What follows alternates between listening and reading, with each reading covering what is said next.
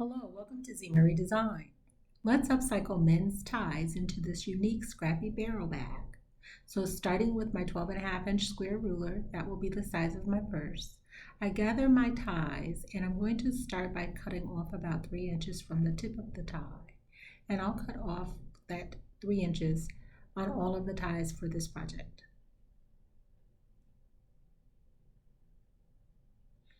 Now I might use these ties later in the project, so to prep them, I'm going to sew up that center seam with the zigzag stitch, that center tacking seam.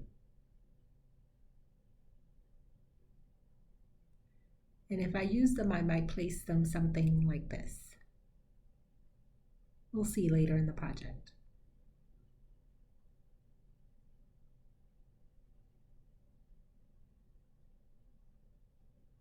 So to get started, I'm going to begin by laying out a design that I like. After I remove all of the tie tags and all of the tie tags from the back with my seam ripper, put those to the side to be used later. I lay everything out, and I'm going to lay them with the widest part of the tie at the top and the widest part of the tie at the bottom. But I'll alternate the design with the widest part of the tie with the slimmest part of the tie.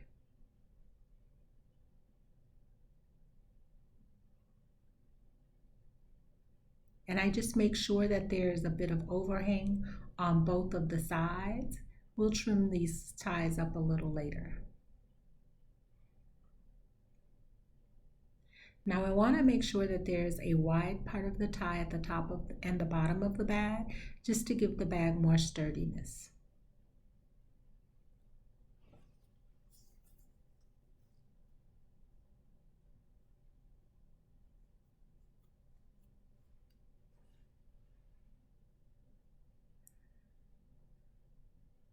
So now that I have everything all laid out,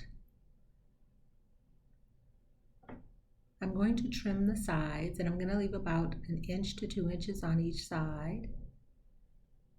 But if I were going to use those other parts of the tie, the large part that I had taken off earlier, I would insert it at this point. I would lay them down on the second tie from the top, and then just lay them out, making sure that they cover the 12-inch width of the ruler, and just sew a straight stitch to attach them to the second tie. But I opted not to use these because I didn't like how they overhang so far and they were covering the other two ties. So we'll save these for a different project.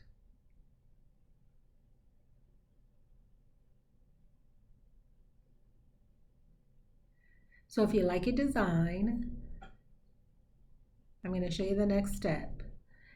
After you trim off all of the sides, you're going to turn all of these ties over to the back, and we're going to zigzag that tacking stitch. We're going to zigzag that to make it secure, or you can use a decorative stitch. I'm going to use some complementary thread. Actually, I'm going to use red thread because some of the ties that I really like had a little red in it. So after I've zigzagged down the center, I'm going to go ahead and add my tie tags back on just for an extra detail, and I will just lay those down and sew those on. So now it's time for us to put the ties together. I'm going to lay them side by side. I'm not going to overlap them because I'm trying to reduce the bulk, and I'm going to increase my stitch width, and I'm going to sew these, and I'm going to sew them twice just so I can make sure that the bag is secure, and just zigzag one tie to another to create your panel. Now on my second panel, I'm going to lay these down where the width is the widest part of the tie is instead of alternating. I'm going to do the widest part of the tie all the way down. And as you see, then you only need fewer ties if you do this. So I've attached everything together, and I've attached my tie tags. I'm going to show you now how I square these up. So as you are sewing, all of these ties are on the bias, so they go a little askew. And I'm just going to make sure that the side parts of the ties, I have a straight edge. I'm going to measure the bottom part of my ruler up as straight as I can. Even if the tie is askew, I'm going to find one of the straight edges. And then I'm going to cut a straight edge on the tie. Now right now I know that tie at the top is very askew. I'm not going to worry about that at this time. I will rectify that a little later.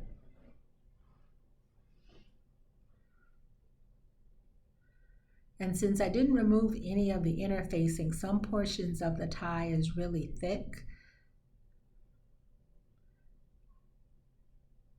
So I'm just making sure to measure the side seams, and you see one part of the bottom of the tie is what I'm putting the ruler up against, even though the other part is askew. And I'm just going to take off that other side of that side seam, creating a straight edge, or as straight as we can get it. Now both of my panels are all done.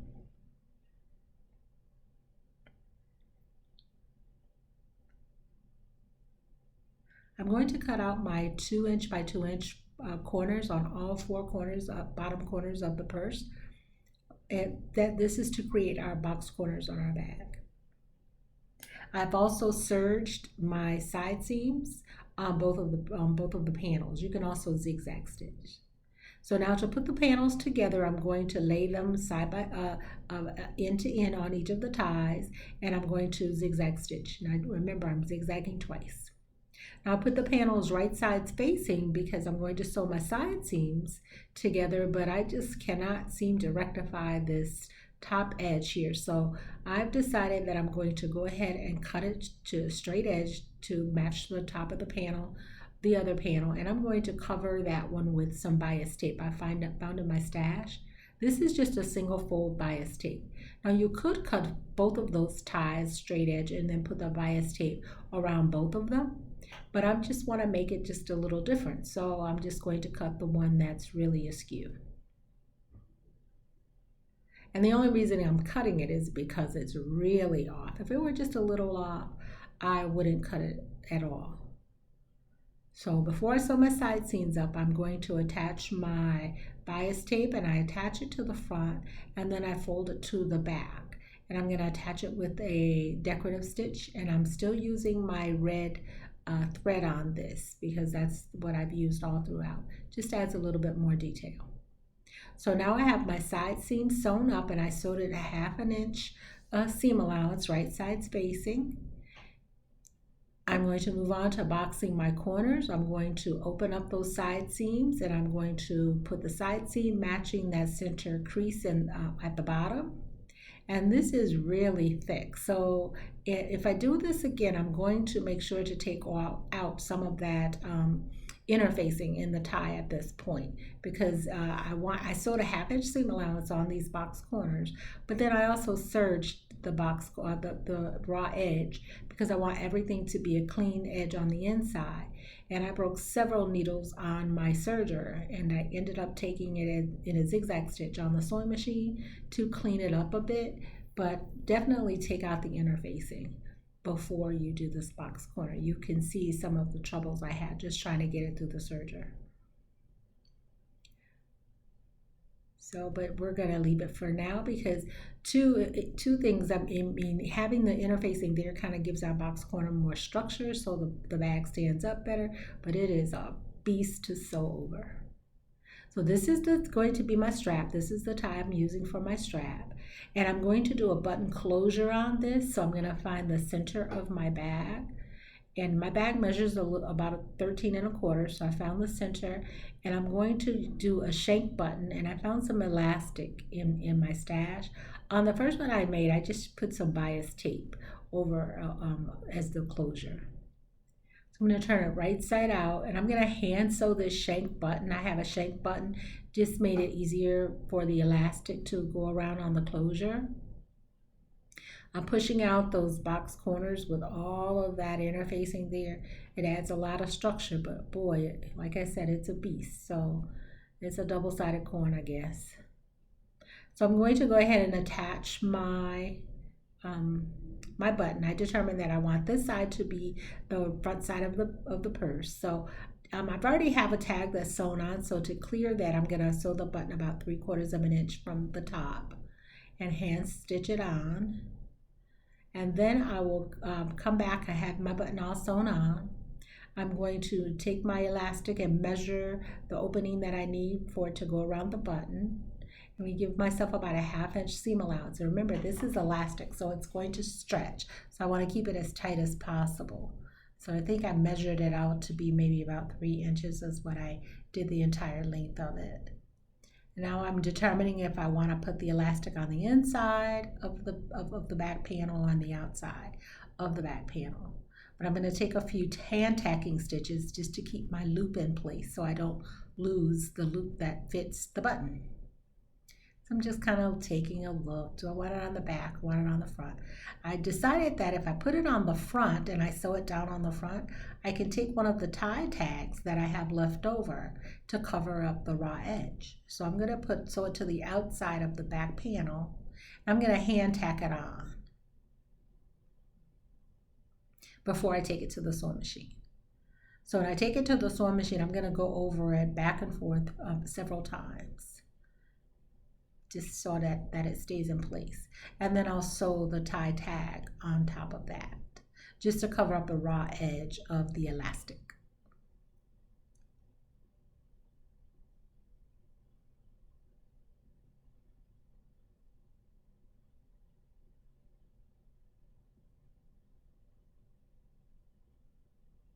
So now I have my button sewn on and my button closure. I'm going to go ahead and I need to attach my shoulder strap.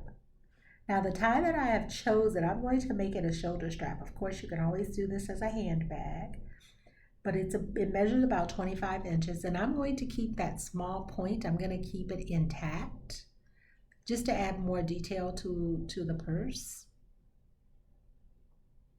Now, one thing I didn't do that I should have done, I should have sewn down the center seam, just do a zigzag stitch. If you were going to do it as a shoulder strap or a handbag, you can sew the straps like that. One to the front panel, one to the back. But make sure that you sew down that center seam on the tie you're using for your handle. So I'm going to open up the seam allowance to reduce the bulk. And I'm going to lay my tie, the small part of my tie, I'm going to lay it on the outside.